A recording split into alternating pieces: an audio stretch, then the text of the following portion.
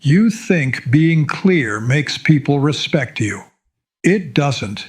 In fact, in many parts of life, being too easy to understand quietly destroys your power. Because power is not just about what people know, it is about what they can do with what they know. And that is where most people lose. They speak too fast. They explain too much. They reveal every motive, every wound, every insecurity, every emotional reason behind what they do. They think they are being honest. They think they are being mature. They think they are being emotionally intelligent. But what they are often doing is making themselves easy to read, easy to predict, easy to manipulate, easy to provoke, easy to manage. Machiavelli understood something about human nature that most people still resist admitting. People do not always use understanding to respect you. Many use understanding to control you. Once someone understands exactly what you fear, what you need, what you crave, what you tolerate, and what you cannot emotionally handle, they do not need to attack you directly. They only need to press the right button. That is the danger of becoming too clear. This video is not about becoming fake. It is not about becoming cold. And it is not about turning into some theatrical mystery. It is about learning a deeper form of self-protection, a kind of psychological discipline, the ability to stop turning your inner world into public property. Because the truth is simple. The more desperate you are to be understood, the more power you are willing to trade for comfort. And the people who benefit from that trade are usually not the people you should trust. Let's break it down. Most people grow up believing clarity is always a virtue. Say what you mean, explain your intentions, make yourself understood, communicate openly. And in healthy situations, yes, clarity matters. But here is the part nobody teaches you. Clarity is useful. Over-clarity is expensive. There is a difference between communicating well and exposing too much. The moment you begin over-explaining yourself, something subtle happens. You stop communicating from strength. You start communicating from anxiety. You are no longer speaking to express. You are speaking to secure approval. You are speaking to make sure nobody misreads you, nobody doubts you, nobody questions your motives, nobody forms the wrong conclusion. And that is where your power begins to leak. Because the more urgently you need to control how you are perceived, the more obvious it becomes that your inner stability depends on external interpretation. Now other people can feel it.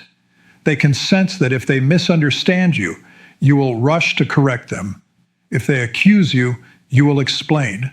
If they withdraw, you will clarify. If they distort your meaning, you will defend your position. That means they have found your opening, not because you are weak, but because you are too available, too eager to close the gap between what you are and what they think of you.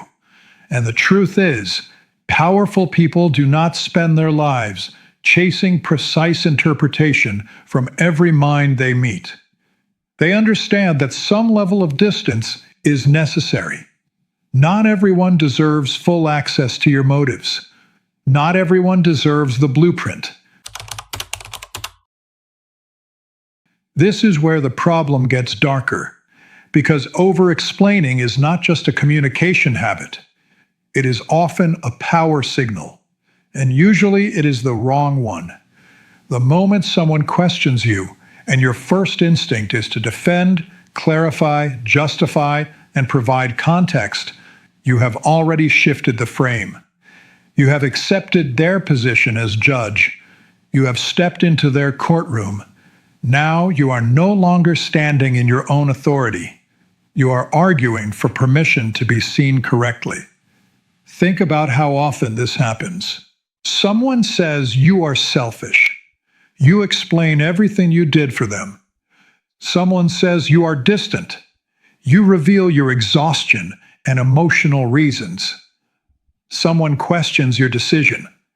You unload the full inner logic behind it. What are you really doing? You are saying, please see me correctly. Please do not hold the wrong conclusion. Please understand that I am not what you think I am. And that impulse feels innocent. But strategically, it lowers you.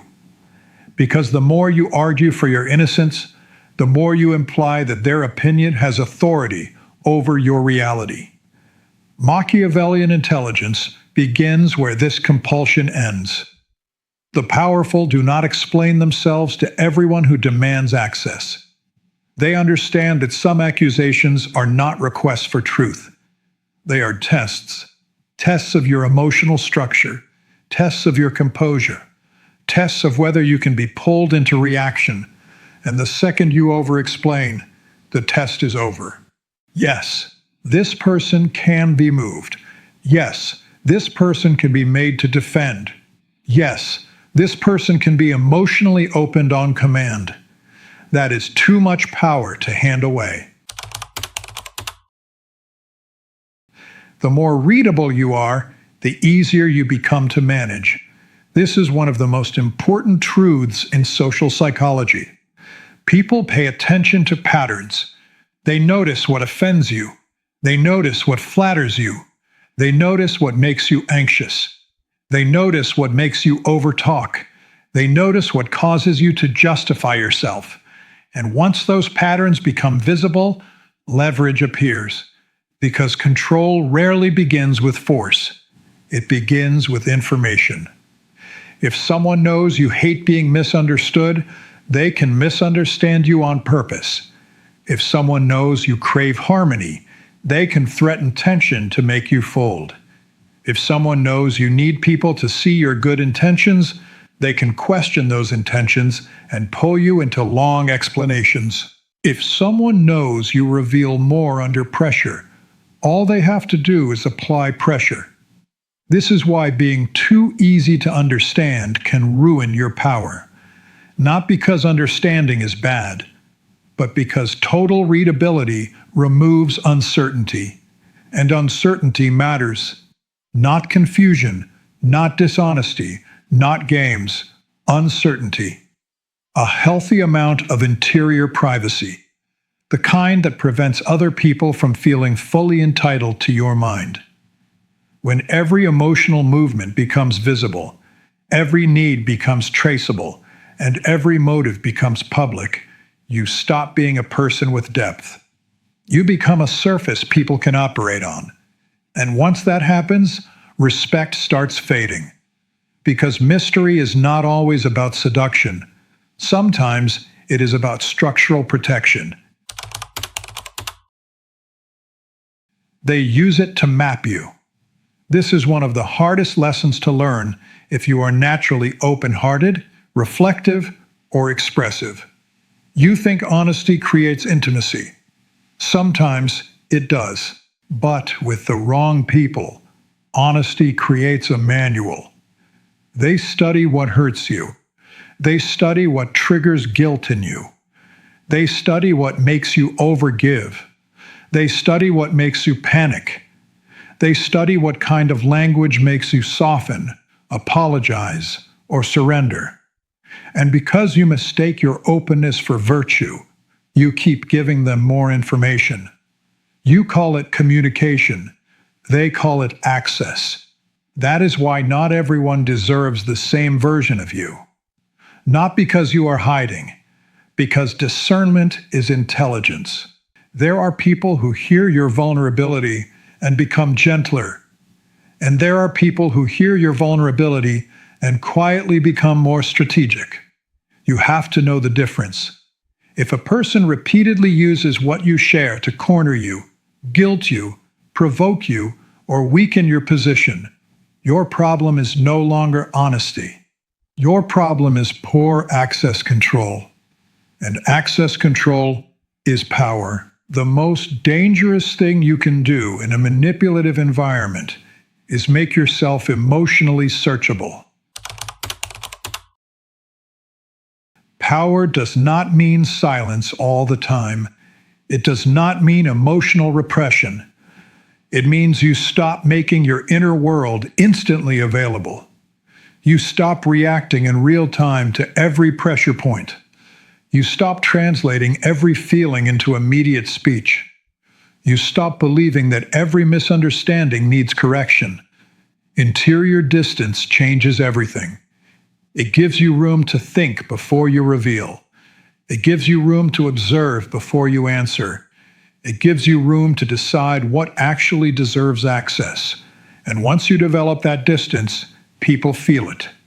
They notice that they cannot pull your full emotional landscape out of you on demand. They notice that pressure does not create instant disclosure. They notice that accusation does not automatically trigger explanation. They notice that not every interpretation gets corrected. Because now your inner world is no longer cheap. It is no longer instantly available for public handling. It has weight, and weight creates presence. The people who are hardest to control are rarely the loudest. They are the ones who are no longer easy to read under pressure. This is the part most people misunderstand. Selective opacity is not deception. It is restraint. It is knowing that every true thing does not need to be said immediately. Every motive does not need to be exposed. Every emotional process does not need an audience. Every reaction does not need expression. People who speak too freely often dilute their own force. Why? Because when everything is revealed, nothing carries weight. Your words lose density. Your reactions lose impact. Your presence loses edge. But when you speak less carefully, reveal less impulsively, and defend yourself less often, something changes. Your words matter more. Your silence gets heavier. Your responses stop sounding like attempts to be understood and start sounding like decisions. This is what many people call presence. But underneath presence is economy. Not wasting revelation, not flooding situations with explanation, not teaching people that every emotional pull gets a full response. Machiavellian restraint is not about becoming inhuman. It is about understanding that power loves selectivity. What is always available gets consumed. What is scarce gets respected. That applies to attention. That applies to access. That applies to words. And that applies to your inner world. So how do you apply this without becoming fake? Simple.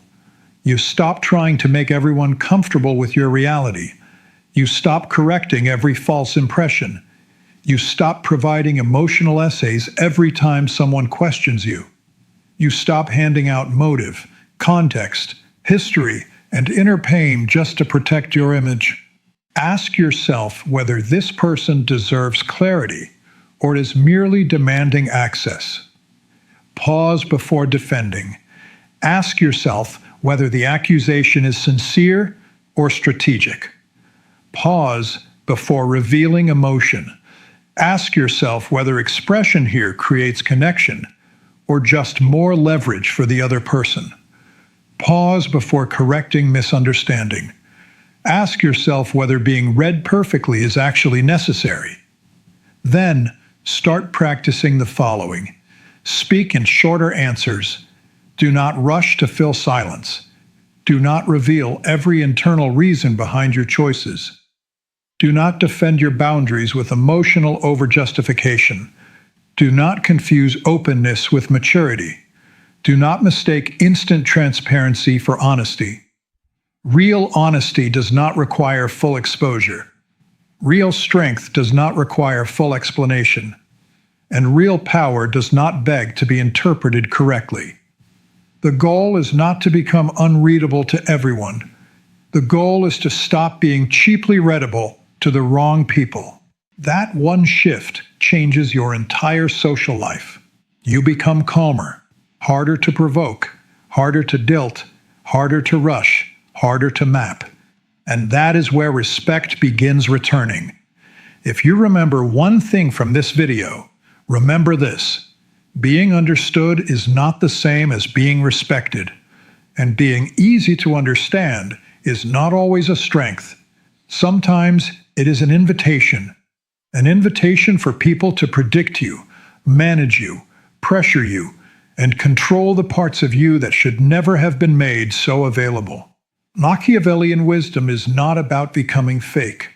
It is about becoming less exposed, less emotionally searchable, less instantly reactive, less willing to trade your authority for quick understanding. You do not need to lie. You do not need to become cold. You do not need to disappear. You simply need to stop making access to your mind too cheap. Because once everyone can read you easily, fewer people feel the need to respect your depth. But when you learn restraint, selective silence, and interior distance, your presence changes. Your words become heavier. Your boundaries become clearer. Your reactions become harder to engineer. And your power stops leaking through your mouth.